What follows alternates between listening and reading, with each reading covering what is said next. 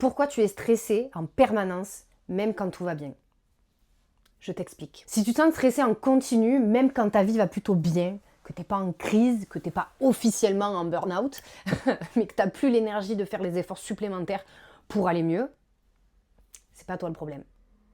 Aujourd'hui, je veux te parler d'un stress qu'on nomme presque jamais, mais qui touche énormément de femmes.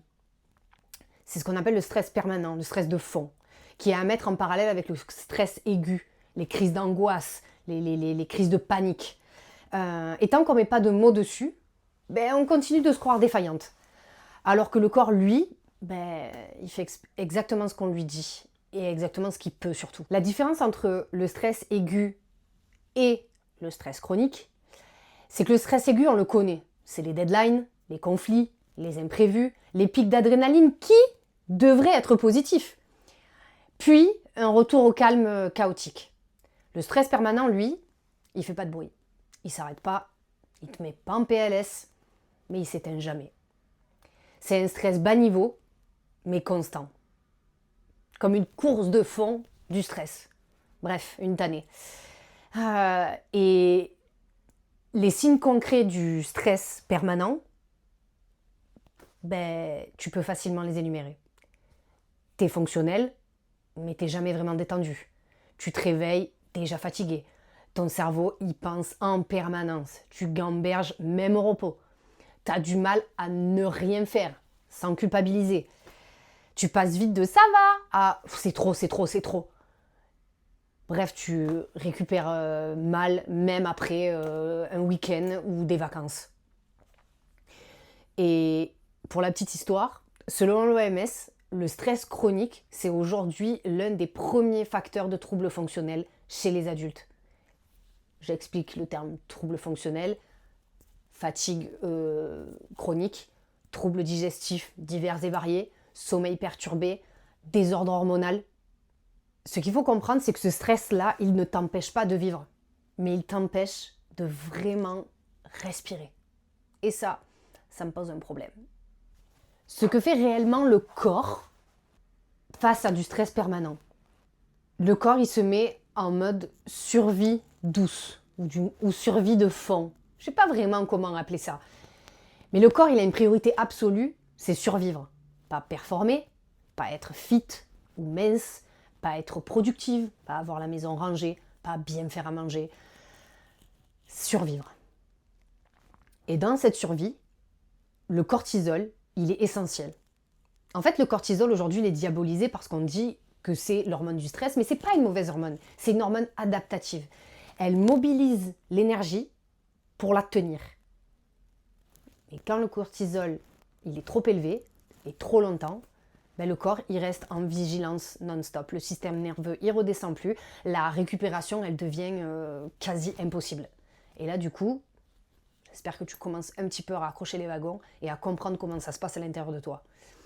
En fait, c'est comme laisser le moteur de ta voiture allumé en permanence, même à l'arrêt. En fait, elle roule, ça fonctionne, ça s'use, alors que de l'extérieur, elle bouge pas. Et pourtant, elle s'use quand même.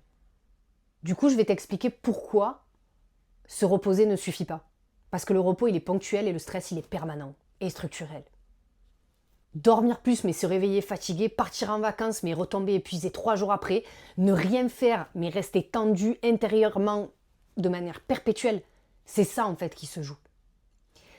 Le corps ne se détend pas parce qu'on s'arrête en fait.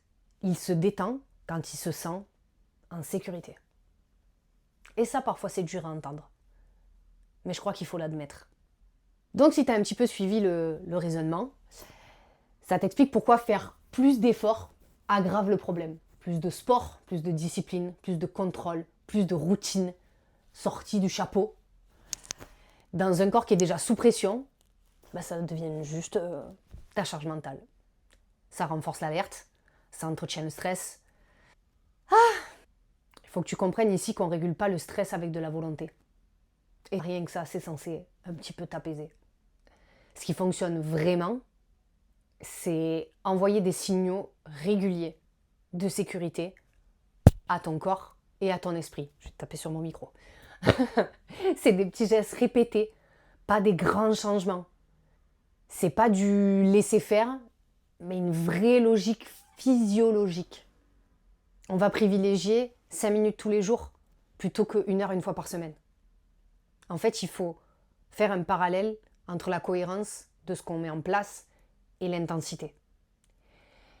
Si tu veux commencer simplement, sans te rajouter une charge mentale, j'ai créé un guide gratuit, 7 jours pour apaiser ton corps et sortir du stress permanent. Si tu veux commencer simplement, sans te rajouter une charge mentale, sache que j'ai créé un guide gratuit, 7 jours pour apaiser ton corps et sortir du stress permanent. Ce sont des gestes simples, concrets, pour commencer à faire redescendre petit à petit la pression, sans te brusquer, sans violence. Mais le but, c'est que ça soit périn, pas de te choquer. Le lien, il est en description. Je t'invite à le télécharger. En soi, ça n'engage à rien. Juste à avoir une piste, un petit peu de confort en plus. Et ça, c'est cadeau. Donc, si ça t'intéresse et que tu as envie d'en savoir plus sur comment faire diminuer son stress sans violence, abonne-toi.